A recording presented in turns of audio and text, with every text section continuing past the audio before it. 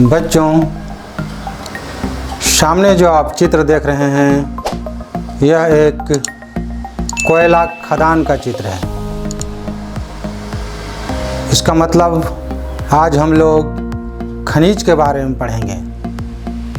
तो बच्चों, प्रस्तुत है वर्ग 8 का यानी कि कक्षा 8 का विषय है सामाजिक विज्ञान। पुस्तक का नाम है हमारे संसाधन और अब हम लोग आज अध्याय 3 शुरू करने जा रहे हैं। अध्याय का नाम है खनिज और शक्ति संसाधन।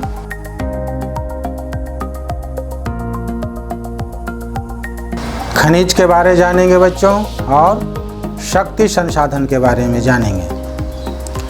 तो शुरू करते हैं खनिज की बात। बच्चों, वे सभी पदार्थ जो खनन द्वारा प्राप्त होते हैं, खनन को आप समझ लीजिए कि कोड़ के ज़मीन के अंदर से निकालते हैं। गड्ढा कर कर ज़मीन के अंदर से निकालना खनन कहलाता है। तो वो सभी पदार्थ जो खनन द्वारा प्राप्त होते हैं खनिज कहलाते हैं। बच्चों, खनिज प्राकृतिक रूप से प्राप्त होने वाला पदार्थ है। प्राकृतिक रूप से मतलब ये अपने आप बना है। जैसे धरती बना है, जैसे जंगल बने हैं, उसी तरह ये खनिज भी धरती के अंदर बनते हैं। तो ये प्राकृतिक रूप से प्राप्त होते हैं। इसकी निश्चित रासायनिक संरचना होती है। कुछ रसायन के मिलने से ही अलग अलग तरह के खनिज बनते हैं। बच्चों, मानव सभ्यता एवं संस्कृति के आधार स्तंभ है ये खनिज। सभ्यता एवं संस्कृति के आर्थिक विकास का प्रारंभिक चरण से लेकर वर्तमान तकनीकी युग तक मानव ने खनिज का प्रयोग किसी न किसी रूप में किया है। जब मनुष्य समाज में रहने लगा और जैसे जैसे उसका दिमाग विकसित होते गया वो वस्तुओं का उपयोग करना शुरू किया, तभी से खनिज का उपयोग शुरू हो गया है। और आज आप कल कारखानों में खनिज के द्वारा नए नए वस्तु बनाए जा रहे हैं। बच्चों, आज का युग औद्योगिक युग है। खनिज संसाधन को आधुनिक औद्योगिक युग की रीढ़ कहा जाता है। मतलब खनिज के बिना उद्योग नहीं चल सकते। खनिज समान रूप से सभी जगहों पर वितरित नहीं हैं। इसका मतलब है कि पूरी धरती में सब जगह खनिज नहीं मिलता है। कोई खास जगह पे खास खनिज ही पाया जाता है। अलग अलग चट्टानों में अलग अलग प्रकार के खनिज पाए जाते हैं। कुछ खनिज ऐसे क्षेत्रों में पाए जाते हैं जहां से आसानी से प्राप्त नहीं किया जा सकता।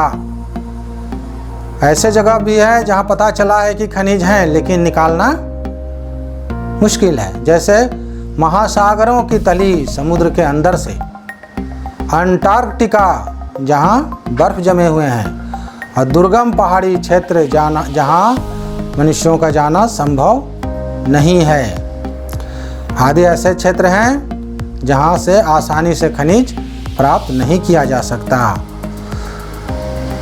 बच्चों, ये अनेक प्राकृतिक प्रक्रियाओं के द्वारा अलग अलग दशाओं में निर्मित होते हैं।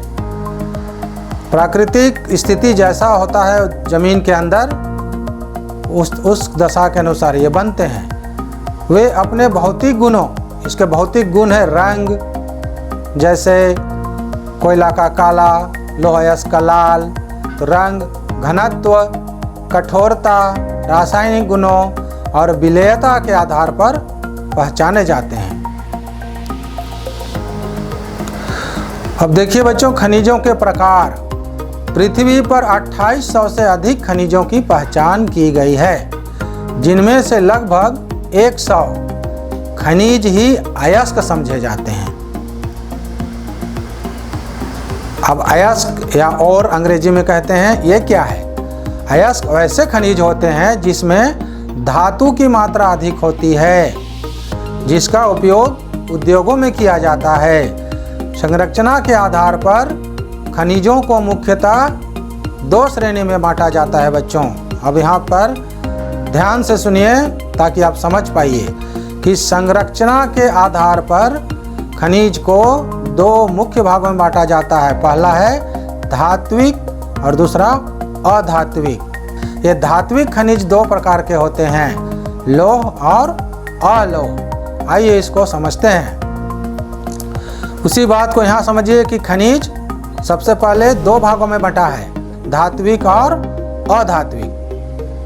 अब धात्विक भी दो भाग में बंटा है, लौह धात्विक और अलोह धात्विक। अब धात्विक खनिज किसे कहेंगे समझिए, जिन खनिजों में धातु की मात्रा पाई जाती है, जिन खनिजों में धातु होता है ना, इसमें धातु कच्चे रूप में होते हैं। लोह जो कहते हैं वो क्या है, कच्चा लोहा है, पक्का लोहा नहीं है। कारखाना में उससे पक्का बनाया जाता है। धातुएं कठोर पदार्थ है जो विद्युत एवं ऊष्मा का सुचालक है। अपने विज्ञान में पढ़ा है कठोर पदार्थ और नरम वस्तु और विद्युत का, ऊष्मा का सुचालक, कुचालक, है ना। तो ये सुचालक होते हैं। इसमें चमक होती है, ये पहचान है। और इसका उदाहरण है लौह अयस्क, मैग्नीज की बॉक्साइट अयस्क।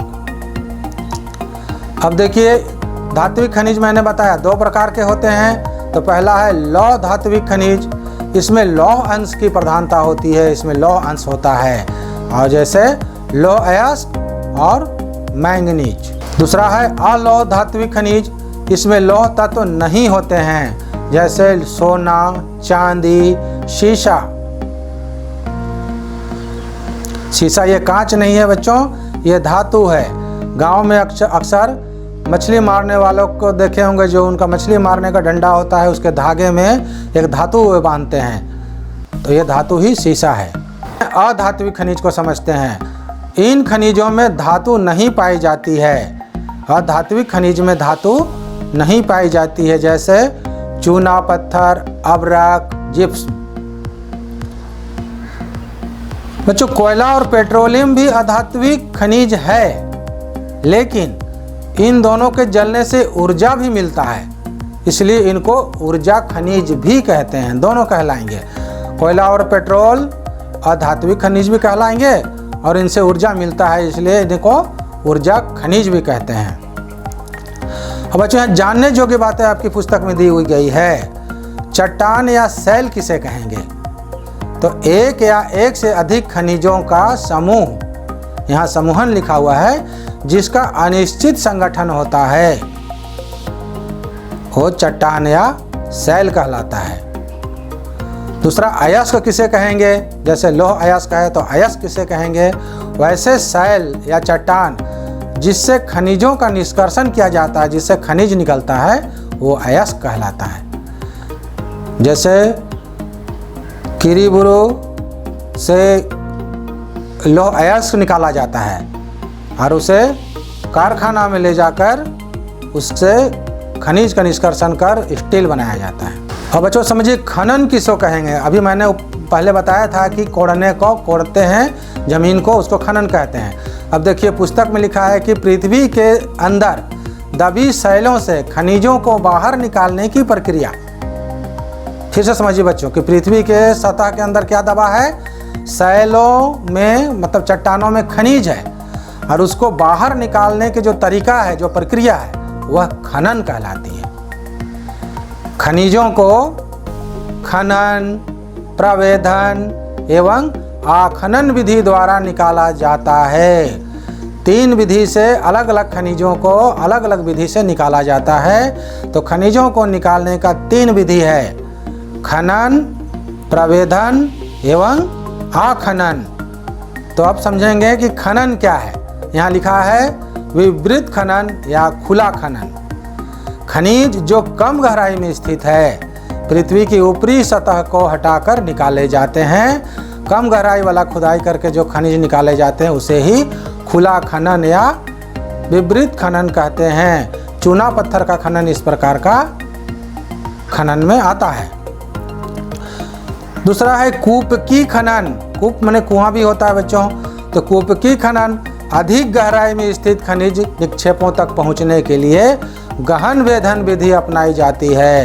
बहुत ज़्यादा गहराई में अगर खनिज है तो उससे निकालने के लिए कूपन खनन विधि यानी कि गहन वेधन मतलब गहरा करना, छेदा करना, उस विधि अपनाई जाती है।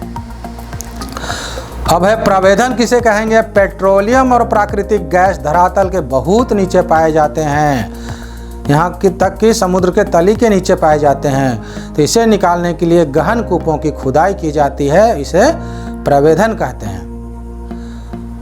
तीसरा है आखनन। सतह के निकट स्थित खनिजों को जिस प्रक्रिया के द्वारा आसानी से खोदकर निकाला जाता है, ये सतह के निकट है, बहुत अंदर नहीं, तो ऐसे खनिजों को निकालने के लिए जो प्रक्रिया, जो तरीका अपनाया जाता है उसे आखनन कहते हैं। इसको यहाँ बच्चों समझ लीजिए।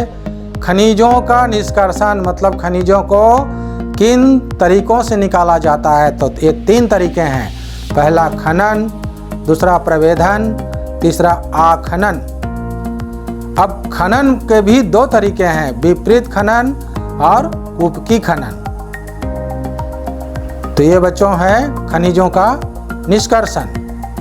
तो आज के क्लास में हम लोगों ने खनिज के बारे जाना और खनिजों का निष्कर्षण कैसे होता है, खनिजों को धरती से किन विधियों के द्वारा, किन तरीकों से निकाला जाता है, इसके बारे में हम लोग जाने। तो बच्चों पुस्तक को प्रतिदिन पढ़िए, प्रतिदिन लिखने का अभ्यास जारी रखिए।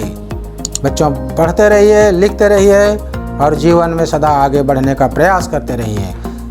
धन्यवाद बच्चों।